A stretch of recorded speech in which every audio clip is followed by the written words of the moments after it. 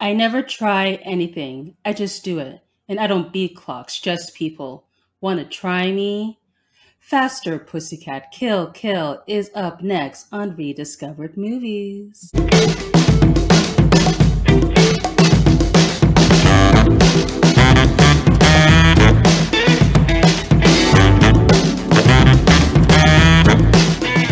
Hello, welcome to a new episode of Rediscovered Movies. I'm your host, Nomfanelo.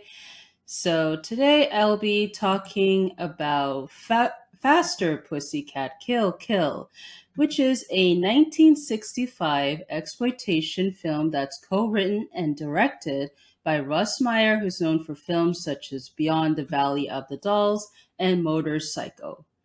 The film is co-written by Jack Moran, who's known for Wild Gals of the Naked West. The film stars Tura Satana, Haji and Lori Williams. So here is the synopsis. Three go-go dancers holding a young girl hostage come across a crippled old man living with his two sons in the desert. After learning he's hiding a sum of cash around, the women start scheming on him. The film was released on August 6, 1965 in theaters. I could not find any box office information for its initial release, but it made over $36,122 for its re-release in 1995. In terms of critical reception, on Rotten Tomatoes it has 73% from the critics, where they say, Faster Pussycat Kill Kill is undoubtedly schlock, but director Russ Meyer's infectious affection for camp gives this anarchic joyride exhilarating flair. The audience gave it 78%. Now, at the time of this recording, it was not available on streaming or video on demand, but I was able to find a copy of the movie on YouTube for free. But I say check your local provider.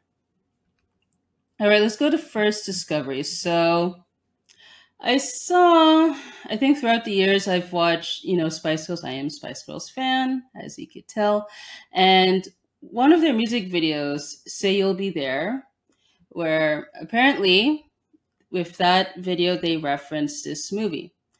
And I found that out while doing research for this movie. Well, and also too, while working on this season of the podcast, I was doing research for Death Proof, which you could check that episode out.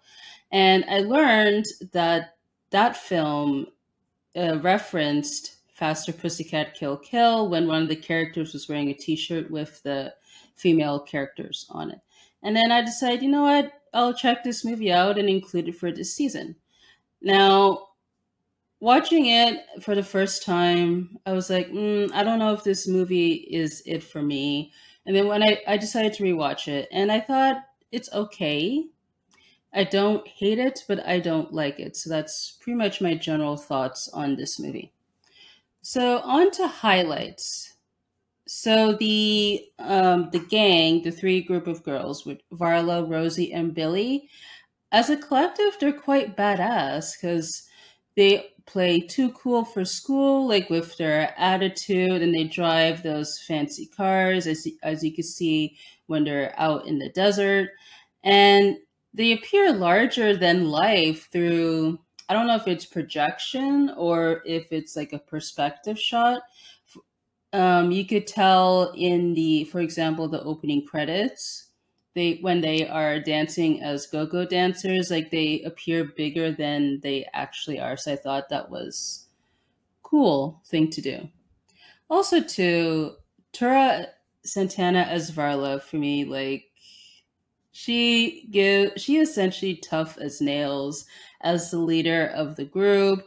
Like she essentially does not take any shenanigans. So essentially, like when she wants to, show her softer side, she's able to do that. But then when it comes to being a force, like she's able to do that as well too.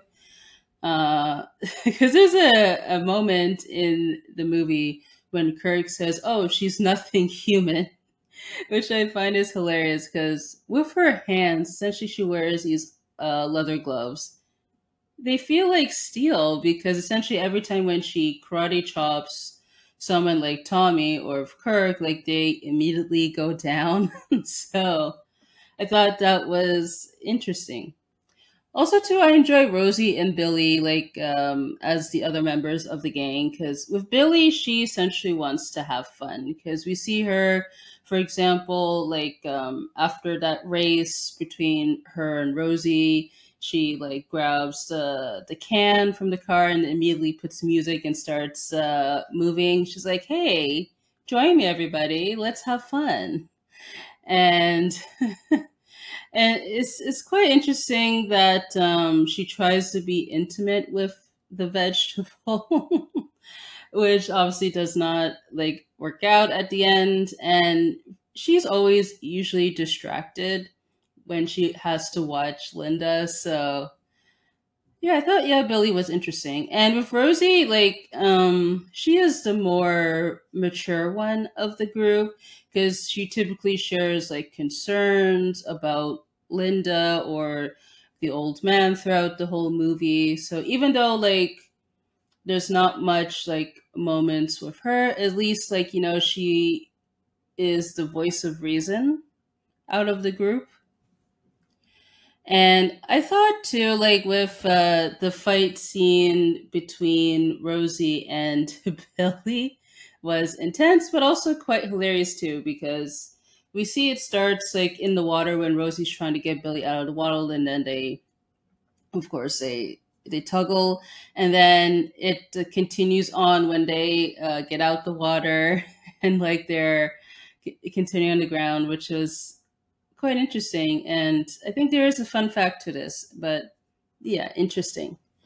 Also, too, a lot of like the acting and the dialogue is exaggerated because I don't know like if it's uh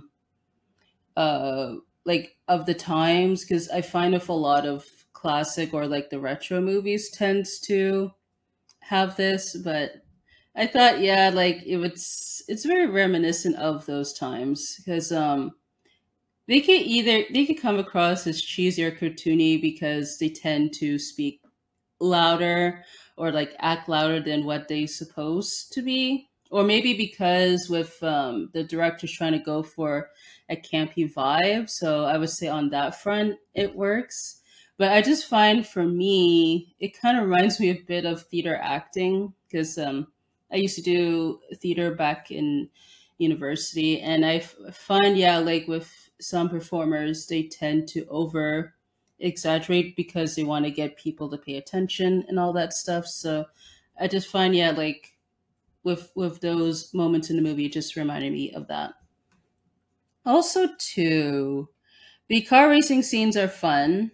The one like with Varla and Tommy was quite intense because it started off like where like they just wanted to have fun, just let's drive and all that stuff. But then as it goes on, like it becomes quite intense, and the choice of a close up of the actors, and then we see it appears to be stunt doubles driving the cars. I think it was a good choice because I find with older movies like we see look like you'll see like the actor like driving the car, but then on the background looks it clearly looks like a projector behind them where they're not actually in location. So I find that with the choice how they did pull it off in this movie worked for me. And yeah, there's a lot of yeah cheesy dialogue. So some ones I took note of. Everything we do is hard. He's got a big motor to feed. Or, me, Jane, you, Tarzan. I thought that was hilarious. And some of them have a lot of, I guess, sexual innuendos because I don't know if that was what the director was going for in terms of camp, or also to like to really illustrate the exploitation aspects of the movie. And I thought the score by Paul Sawtell and Bert Schaefer is cool because when it comes to fun moments, like such as the opening scene, like it's very jazzy. But then when it comes to scenes that are intense, such as the fight scenes. Like, it really feels like cinematic and kind of puts you on the edge of your seat in terms of what's going to happen as like characters are confronting each other. And I thought for me, like, the humor worked. Particularly, there's a scene when the girls arrive at the gas station, and then the gas attendant looks clueless as he struggles to fill Varla's tank of her car. I thought that was a fun moment, and also too, it kind of goes with the director's vision in terms of showing camp. And a scene I thought was interesting was when Varla kills the vegetable with her car. Because it kind of shows like a tug of war situation happening where like he is trying to pull her away while she's trying to ram forward. It shows like the vegetable's strength, because even though like he is mentally disabled, at least physically, he's more than capable. And I thought it was hilarious because there's some shots where it looked like he was pulling the car towards him. But I would say it's an enjoyable scene. I enjoy it. And let's go on to Lowlights. So I felt the script should have been fleshed out more, because with the opening narration, it implies that the women are violent, but yet we don't really get that until like later in the script when Varla goes after Tommy. Essentially, there could have been like a scene or two that shows the girls more at the beginning, like to see like where they're coming from, like in terms of why do they want to get the money, like, or essentially their problems, what they're going through at the time before racing with Tommy and Linda in the desert. Because I just wondered though, like after when they learned about the old man having a large sums of money, like why do the girls need the money? Like, do they want to escape their lives? Because from the looks of it, they seem fine as go-go dancers, and but when they learn that, they seem to be more selfish. Or like, so at least, so if I were to gather, it seemed like they just wanted a quick get rich scheme essentially. So I felt like, yeah, like that could have been worked more to show more of the girls, I guess, perspective at the beginning. Also too, with the fight scenes, even though they are enjoyable, in terms of the choreography aspects of it is quite lackluster, because essentially it looks like they're wrestling on the ground, not in terms of WWE wrestling. It's just them like either rolling around or like trying to push and pull each other essentially. So, but I will give it this: at least it doesn't go for a cat fight. The old man, he is creepy.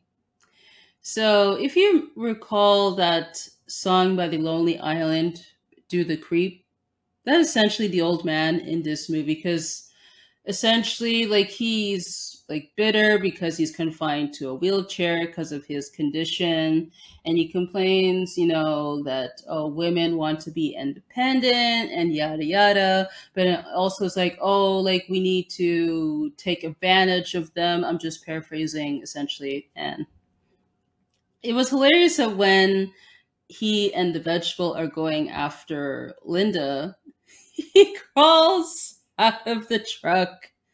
It's like he wants to get close to Linda. And then after when Varla like gets Linda, like he has like a disappointed look on his face. But yeah, he creepy as hell with the old man. And also too, like with the vegetable, why doesn't he have a first name? Like I get with the old man, if you want to refer to him as the old man, and then Kirk has a name, but how come the vegetable doesn't have one? I did not get that choice. I don't know. Because essentially, like with this movie, he is mentally disabled, but he is physically strong. Like he is capable on that front. And I found was hilarious that when he removes a knife from Billy's back, and after when Rosie wanted to have the knife back, it's like he's pondering on what to do with the knife, but then stabs Rosie multiple times in the chest. Which I honestly, when that scene came, I was laughing out loud. I'm just like, what is this? Because he had no reason to hurt her since, the old man didn't tell him to do so. But I thought that just came, I don't know, it was hilarious, but for the wrong reasons. But it is what it is. And lastly, I want to talk about Linda. I thought Linda was annoying in this movie because essentially she spends the majority of the movie crying or shouting as she is wearing nothing but a bikini. She does wear a blouse at one point, but then that gets ripped by the old man when he tries to take advantage of her. And essentially for her, like she is a damsel in distress. Like I do feel sorry because she was kidnapped against her will because the women they essentially don't want any witnesses after Varla kills Tommy. But yeah, like I did she could have been more fleshed out as a character. Because it seemed like with her, they were trying to go for like an all American girl type image, but I don't know if that worked per se because she is wearing nothing but a bikini. But yeah.